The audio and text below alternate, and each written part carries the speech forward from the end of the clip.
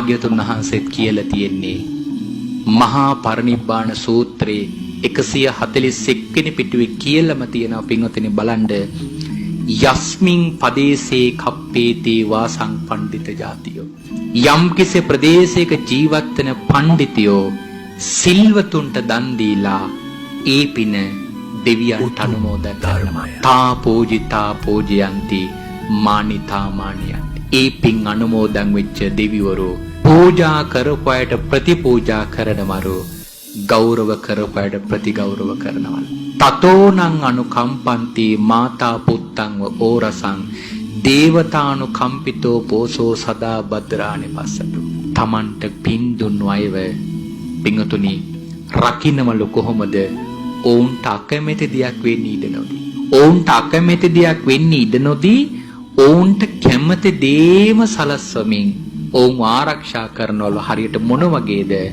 මාතා පුත්තං ඕරසං අම්මා කෙනෙක් තමන්ගේ දරුවා රකින්නවා වගේ අපි පින්තුන් බලන්න දැන් අපේ පින්තුන් දෙවියන්ට පින් දෙනවනේ හැබැයි ඉතින් පින් දුන්නාට මේ අම්මා කෙනෙක් දරුවෙක් රකින්නවා වගේ දෙවිවරු අපිව රකින්නවා කියලා එහෙම පේන්නේ නෑනේ එහෙම දැනෙනවද අපිට දෙවියන්ගේ එහෙම රැකවරණයක් තියෙනවා කියලා අපේ පින්තුන් අකමැති දෙයක් විඳලව නේද රැකවරණයක් ලැබෙනවා තබා දෙවියන්ගෙන් ගිහිල්ලා ඉල්ලුවත් දැන් රැකවරණේ දෙන්නේ නේ ඇයි එතකොට ඒක ඌව නොලැබෙනකොට හිතන්නේ මොකද්ද එකක් මේ බුදුබණ බොරුයි කියලා හිතනවා එක්කෝ හිතනවා මිච්ඡර දෙවිවරු ඉන්නවා එක්කෙනෙක් මගේ දිහා බලන්නේ නැහැ කියලා ඒ වරදත් පටලවන්නේ කාගේ පැත්තටද දෙවියන්ටම තමයි මතක තියාගන්න දෙවියන් අපි දිහා බලන්නේ නැත්තේ ඇයි දෙවිවරු පින්වතුනි අපි දිහා බලන්නේ නැත්තේ දෙවියන්ට අපි දිහා බැලුවම අනුකම්පාවක් හිතෙන්නේ අපි දිහා බැලුවට අනුකම්පාවක් හිතෙන්නේ දෙවියන්ට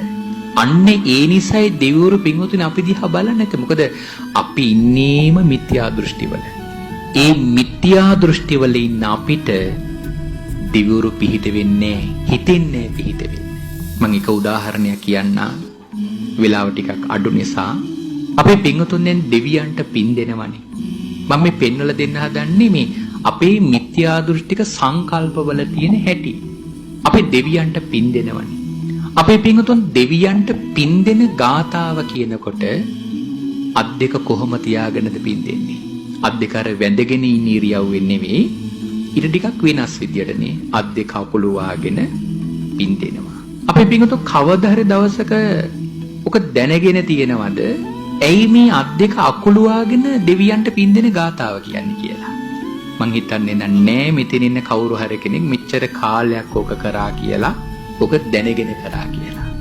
එහෙනම් අදවත් ඕක දැනගන්න අත් දෙක කොහොම තියාගෙන දෙවියන්ට පින් දෙන ගාතාව කියන හේතුව පින්වතුනි අපේ සංකල්පයක් තියෙනවා මනුෂ්‍ය භවයේ ලැබපු පිරිස තමයි උසස් පිරිස මේ දිව්‍ය භවයේ ලැබපු පිරිස අපිට වඩා පහත් පිරිසක්.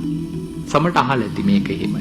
එතකොට අර උසස් වූ පිරිසක් පහත් පිරිසකට යමක් දෙනකොට ගරු කරලා දෙනවා කියලා සම්ප්‍රදායක් නැහැනේ. අර වැඳගෙන දුන්නොත් ඒක ගරු සම්පන්නයි.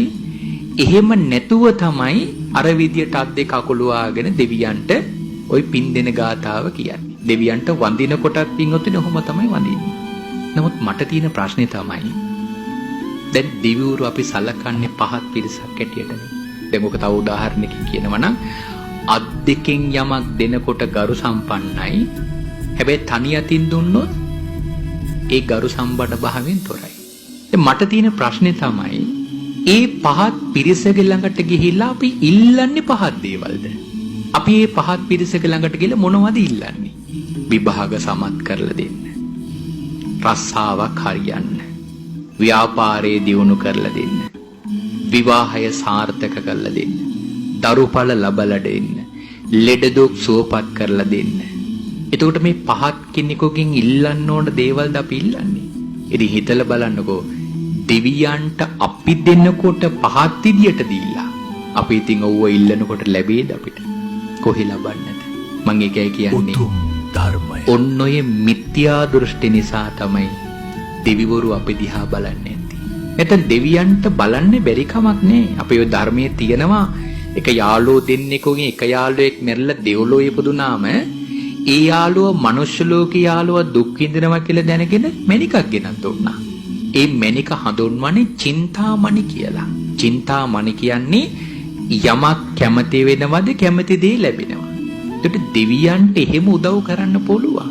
නමුත් දෙයි අපට උදව් කරන්නේ නැත්තේ දෙවියන්ට උදව් කරන හිතෙන විදියට නෙමෙයි පින්වතුනි අපි ජීවත් වෙන්නේ. ආන් ඒ නිසා අපේ පින්වතුන් මේ අද බණ ටිකවත් අහලා හිත සකස් කරගන්න නිවැරදි ධර්මයේ තුල හිත පිහිටුවාගෙන සම්මාදිට්ඨික වෙන්න. ලැබූ මනුස්ස ජීවිතේ මේ භවය අත්හරිනකොට මතක තියාගන්න සංසාරේ තව හුඟා දුර ගමනක් යන්න තියෙනවා. හැබැයි මේ භවයේ අපි ගත කරන ජීවිතය තමයි අපට මතු භවයේ අපිව පෙන්වන්නේ. එහෙනම් මේ ජීවිතේ සම්මාදිට්ඨික ජීවිතයක් ගත කරොත් නිවන් දකින්න තැනට යනකම් අපේ පින්වතුන්ගේ ජීවිතය සුවපත් කරගන්න